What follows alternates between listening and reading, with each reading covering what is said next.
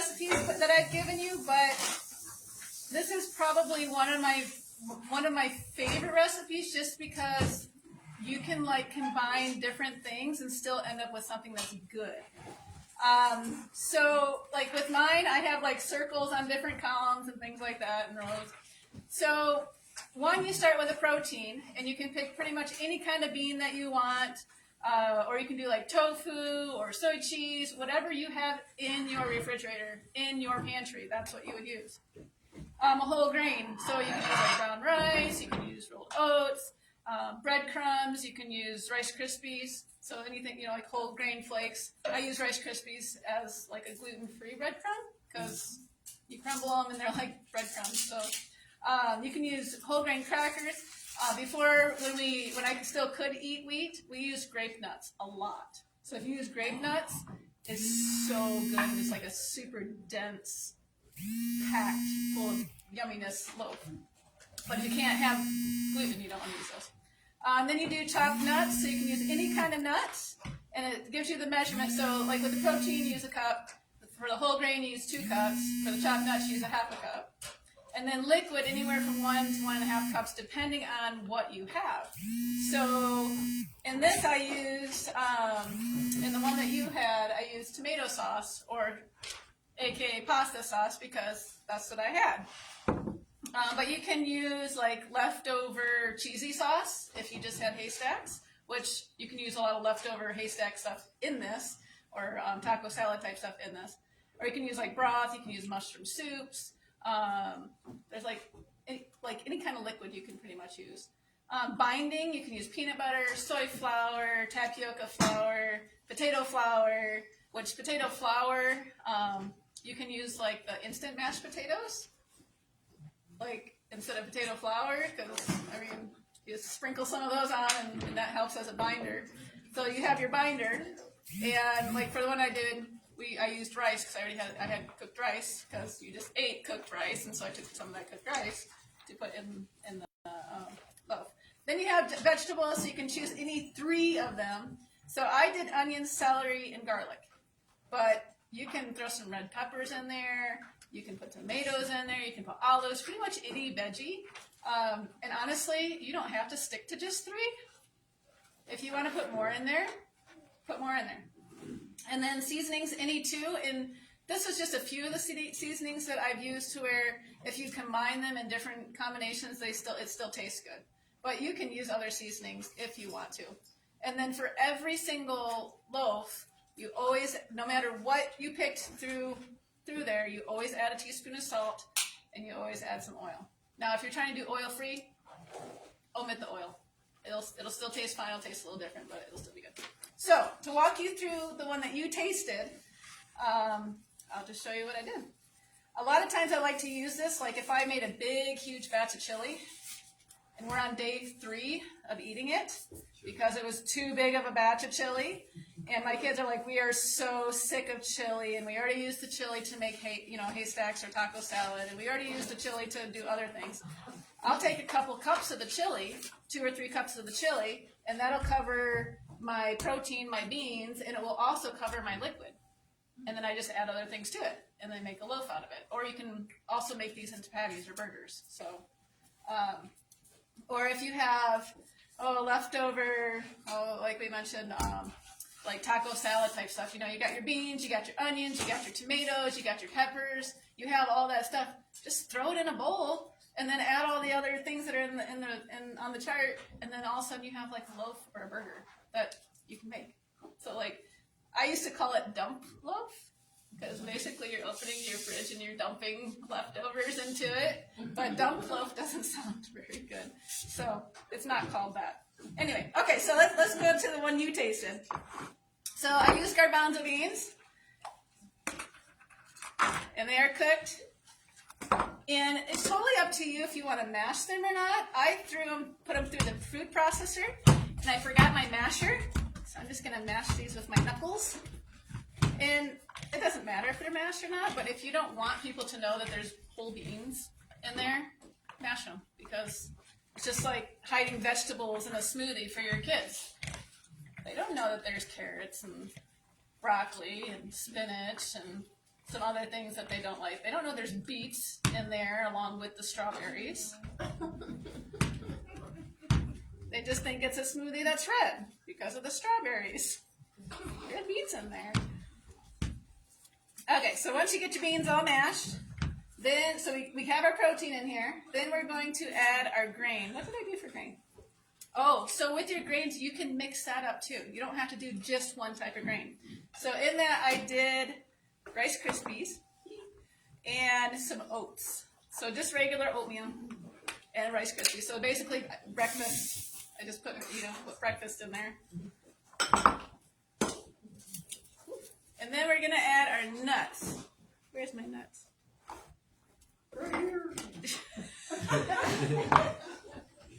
I knew I was gonna get that. There it is. I knew I was gonna get some comment from the peanut gallery out there.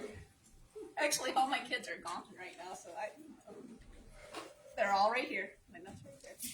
So I used walnuts just because I wanted a little extra omega-3 in there. And that's what I had on hand. I literally opened my fridge and I was like, all right, what do I have right here? What do I already have in my fridge, in my pantry? I didn't want to have to go to the store or anything like that. Okay, liquid. So tomato sauce. So 1 to 1.5 cups. I usually start with about a cup. Yeah, about that. And then I go from there. All right, then we have our cooked grain. So got cooked rice here. I have done, I like to do whatever, you know how sometimes you have leftover oatmeal? That works really well. It doesn't want to go. I packed it in here. There we go. It's nice and warm when I put it in there too. All right, then our veggies. So I just used onions and celery. And then I got some garlic here too. See, it looks a lot simpler just because I'm dumping, but there was chopping involved in this too. And if you have a food processor, like honestly, you can just put your onions or your celery in your food processor and just zip it a couple times. That'd be nice. Put all that in the food processor.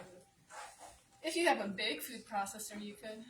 Yes. So honestly, so with the nuts, the beans and the nuts and the celery and the onion, you could probably put all that in your food processor and then just zip it until you get like nice little chunks. Sure.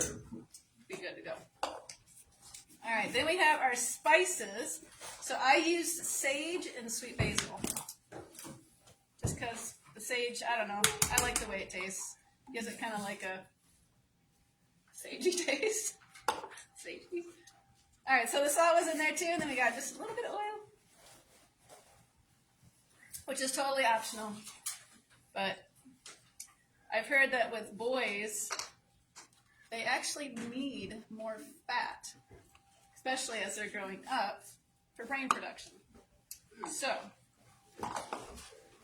yep, feed your boys some extra fat. Good fats, of course. All right, so once you have all your stuff in there, you're just going to mix it up. No, not at all. I had a really lean diet growing up, I think. You didn't have enough. You didn't eat enough fats when you were growing up. Well, sometimes you talk about fats, and it's kind of controversial because people are like, "Oh, fats are bad for you." Well, yeah, some fats are bad for you. It just depends on what you're eating as fats. Is it saturated fats or is it healthy fats?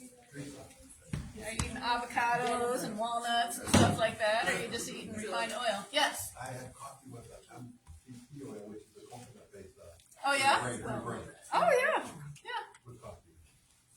So I did about a cup in here, and it seems like it's moist enough, but you want it to where, like, if you went like this, you would hear like the moistness. It's not gonna fall apart when you touch it, like I usually, but you're gonna hear, like galoshes walking through the mud or something. But that's what you want to hear. All right, once you got everything nice and mixed, I'm gonna take these off. I need like another hand. All right. one hand's gonna stay dirty because I gotta spray this thing, but I didn't want to get this all dirty. So this is the size pan for one recipe, usually an 8x8 pan, but this is what I had because my 8x8 pan fell and it broke and it made me so sad. So I don't know what size this is, 5x9 or something like that. All right, so once you get it all mixed up, you just put it in your pan. Smush it down real good. And if you wanted to make patties out of these, you could. Just form them into little patty shapes, and you would cook them really similar to other patty recipes. Usually, most patty recipes, you cook it at about 350 for about 25 minutes, and you flip it about halfway. So you can do that too, make burgers out of them. All right. Just put it in your pan, smash it down real good, and then you're going to want to bake this uncovered for about 40 to 45 minutes. Well, what does it say here? 30 to 45 minutes. I guess it just depends on, so if you were using like a bread pan, you would probably want to cook that a little bit longer just because it's more condensed versus like this. I think I still cook that one for 45 minutes, so. But there's a whole bunch of different, I mean, you can put some ketchup on this once it's baked and put it back in for a little bit. You can put barbecue sauce on it if you wanted to. Lots of different ways you can make it. And I think I've tried pretty much every variation, and they've all been palatable. So, and they've been eaten. Any questions with the loaf? No. All right. So I will put the recipe up on the Facebook thing, and if you go on there to look for previous videos from like, say, earlier this year, I regretfully have to tell you that they are gone and they have disappeared. I did not realize that you have to publish each video afterwards, and they are automatically automated to disappear after 30 days. Oh, no. So, the last month or so, they are now all, after clicking many different buttons for each video, they are all saved. But everything from there on, except for a few of them, are gone. But that's okay, because I still have all the recipes. So, we'll just have to redo some stuff, right? All right, so you guys have that, and I'll turn this off so that you guys can be normal and talk normal.